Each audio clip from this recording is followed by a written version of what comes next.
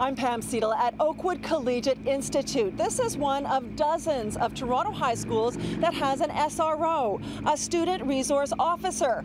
After demands from various anti-racism groups that the program should be scrapped, a motion was tabled at the Police Services Board meeting last night that asked the board to do just that, and it sparked some heated debate.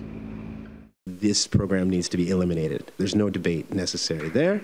Black activist Desmond Cole addressing the Police Services Board last night, making clear in no uncertain terms how he and other groups feel about having student resource officers, or SROs, in Toronto schools.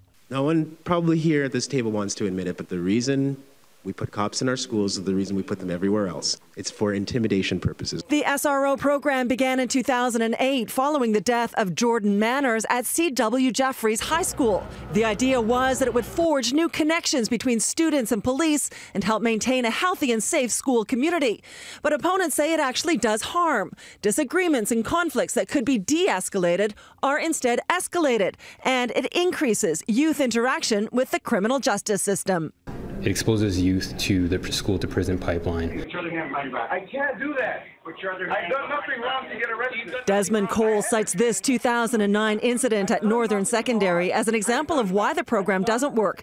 He says this student did nothing wrong besides objecting to being questioned by the SRO. He was arrested, charged with assault, and eventually expelled. Cole wonders why the program was started in the first place, that the research did not support it.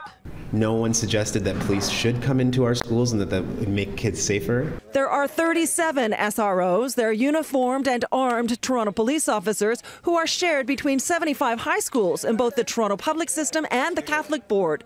The spokesperson there says they fully support the program, saying a recent survey showed 60% of students feel safer. We've seen the benefits of the program to our students and in terms of promoting a safer school environment. The mayor is not so sure. I don't believe the initial purpose was to intimidate anybody, but I think it was to try to have a presence there that would mean it was sort of a constant presence that kids could, get to interact and get to know them. But I'm not sure it's working. Students at Central Tech are divided. Some of these officers like to they like to abuse their power sometimes and bother us and stuff.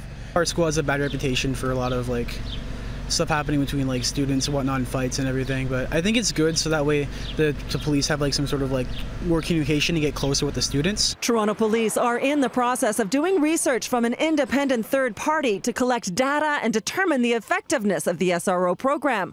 A report is expected in August. To totally eliminate it, I don't necessarily agree with at this point in time. I say wait for the research to come in.